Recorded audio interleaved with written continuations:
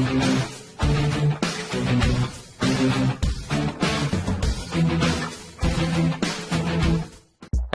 tanpa Anies makin ungkap, Kedok Politik 212. Reuni 212 biasanya digelar di Monas atau dekat-dekat situ. Karena acara reuni atau apapun dengan label angka keramat seperti 411 biasanya ditutup dengan aksi demo. Demo itu diarahkan ke Istana Negara dengan tuntutan minta Presiden Jokowi turun atau lengser. Itu presiden yang sah sebagai pemenang pemilu loh. Bila hanya rakyat Indonesia, kok seenaknya disuruh turun sama mereka ini? Tapi ada perbedaan besar pada tahun ini. Dalam video sebelumnya, saya menyebut bahwa acara Presiden Jokowi dan 150.000 relawannya di Stadion GBK beberapa waktu lalu mengalahkan Reuni 212 karena acara yang bertajuk Nusantara Bersatu cukup mengejutkan publik karena tahu-tahu digelar tanpa persiapan yang panjang sebelumnya. Artinya, tidak terlalu diketahui publik. Para kadrun pasti kaget, nggak menyangka ada acara pengumpulan massa relawan Presiden Jokowi yang digelar berdekatan dengan acara reuni 212. Hanya dalam waktu singkat, dalam hitungan hari, 150.000 massa pendukung Presiden Jokowi bisa berkumpul di Stadion GBK. Saya sampai ingat terus jumlah bis yang terlibat dalam pengantaran dan penjemputan para relawan ini mencapai 2.800 bis. Gila kan? Kebayangkan gimana banyaknya jika persiapan acara itu lebih lama.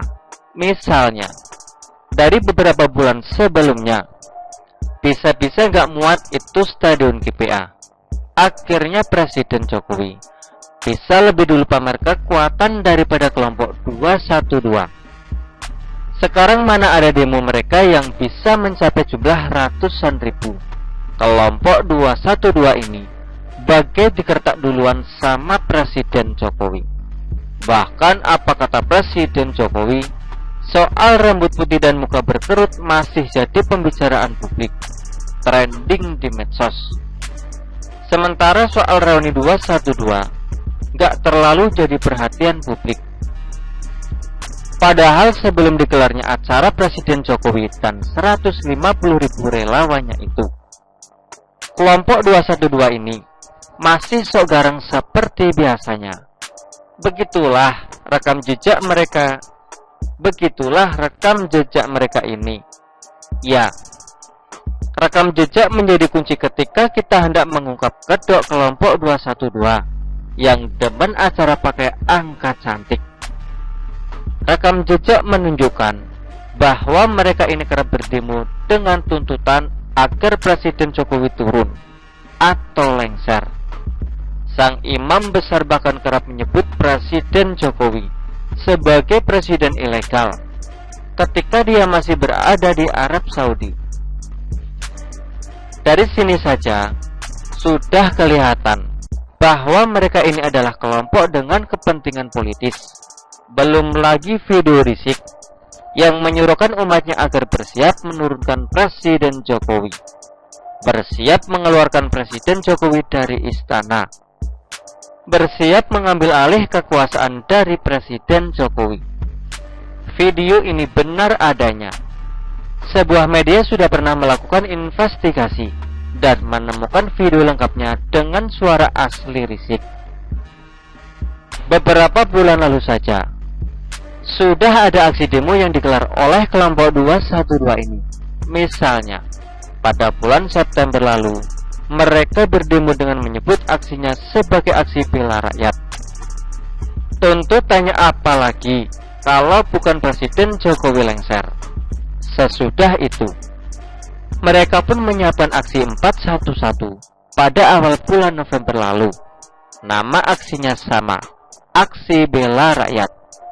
Dan tuntutan utamanya pun sama, minta Presiden Jokowi mundur.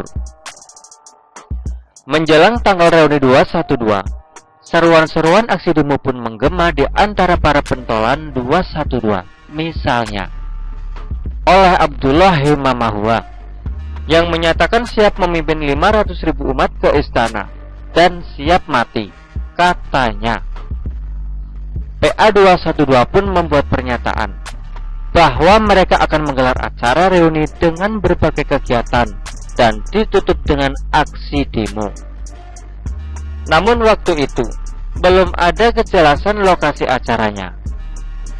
Lalu ada pula salah seorang aktivis 212 yang menyatakan bahwa rakyat lebih mencintai Rizik Syihab ketimbang Presiden Jokowi.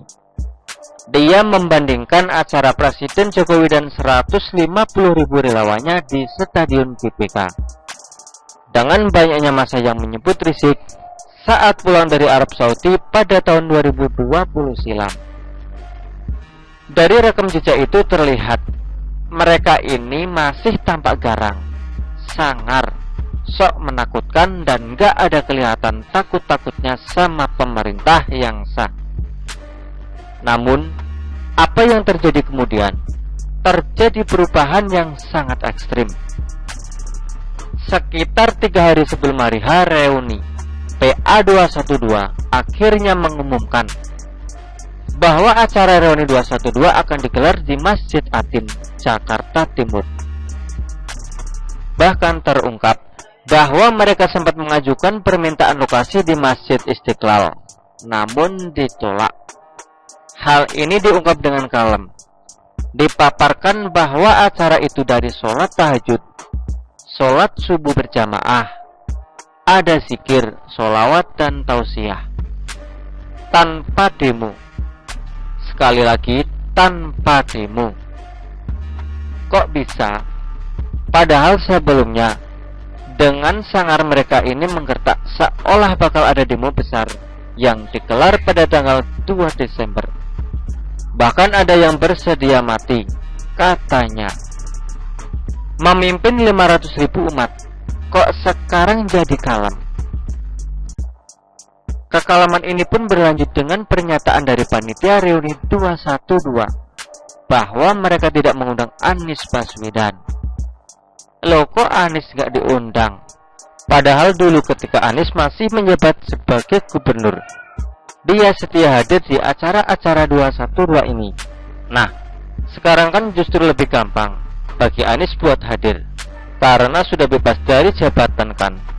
Menurut Yusuf Marta, sebagai penanggung jawab pelaksana reuni 212, mereka tidak mengundang Anies karena ada kaitannya dengan politik praktis, bahwa mereka hanya mengundang tokoh-tokoh agama karena acara reuni kali ini bukan untuk mempertontonkan kekuatan.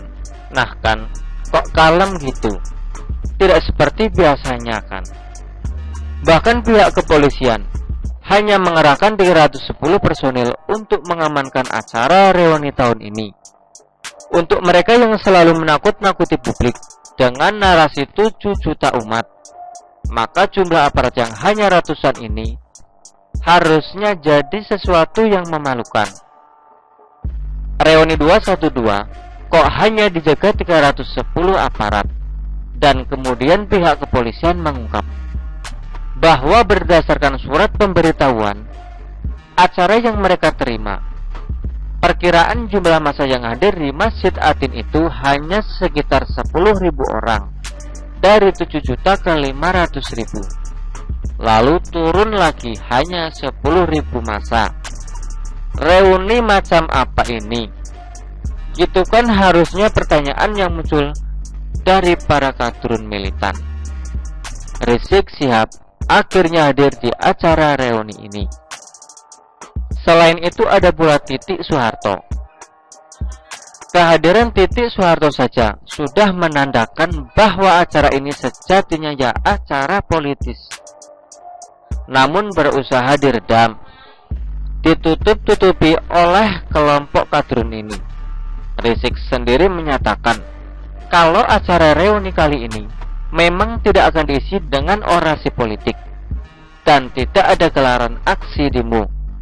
tidak ada tokoh-tokoh politik atas nama partai yang boleh datang. Rizik kemudian mengungkap bahwa jika ada demo, maka bakal ada resiko adanya orasi politik di atas mobil komando. Resikonya bakal berdampak pada kebebasan bersyarat yang sedang dia jalani. Oleh sebab itu, sebelum datang ke acara reuni, Rizik mengatakan dia sudah berkonsultasi dengan tim kuasa hukumnya. Karena acaranya bukan aksi demo, maka dia bisa datang. Ternyata Rizik takut juga masuk penjara lagi. Ya emang gak enakan kalau masuk penjara lagi. Apalagi selama di penjara, ternyata tidak ada itu 7 juta umat yang menggeruduk penjara, minta Rizik dibebaskan. Nah, acara reuni 212 memang harus digelar oleh kelompok 212 ini untuk mempertahankan eksistensi mereka di depan mata publik. Pokoknya ada dan bisa masuk berita. Kalau tidak ada, bisa tenggelam dong. Walaupun dengan menahan malu, karena ternyata mereka sudah ditolak di Masjid Istiqlal, lalu hanya dijaga oleh ratusan aparat. Yang penting eksis. Yang paling membuka kedok politik kelompok ini justru dengan penolakan mereka terhadap kehadiran Anies dan tokoh-tokoh politik. Yang terlibat adalah bahwa mereka sedang menolong Anies dalam usahanya keluar dari citra politik identitas. Anies kan sedang menjalankan safari politik ke berbagai daerah. Bahkan nanti pas perayaan Natal Nasional di Papua, Anies bakal hadir. Sementara kelompok 212 ini dulu jadi pelaku utama, menarik garis antara muslim dan kafir kan. Kalau dulu ketika mau jadi gubernur, Anies disebut dikampanyekan sebagai pemimpin seiman.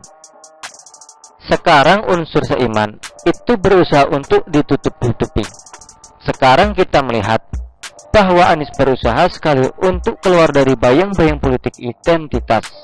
Salah satu caranya dijauhkan dari acara reuni 212 yang kental dengan politik identitas. Ditutupi tapi malah makin terungkap. Hahaha. Puasa dulu gitu ya, dekat-dekat sama Anies. Saya kira kelompok 212 ini juga bakal berusaha menggeser citranya menjelang tahun 2024. Mereka bakal berusaha nampak nasionalis. Tidak bakal ada istilah pemimpin santun seiman. Namun saya nggak yakin bakal gampang mengatur umatnya sendiri. Karena narasi umat Islam satu komando bersama imam besar itu masih saja dipakai. Nggak tahu deh gimana cara mereka untuk terlihat nasionalis. Jika nanti mereka akan terang-terangan mendukung Anies Nyapres, kenapa nggak jadi partai politik aja sekalian ya? Kita lihat saja perkembangannya ya. Begitulah kura-kura. Artikel ini diambil oleh siwo.com dan ditulis oleh Nina Nur. Bagaimana menurut Anda?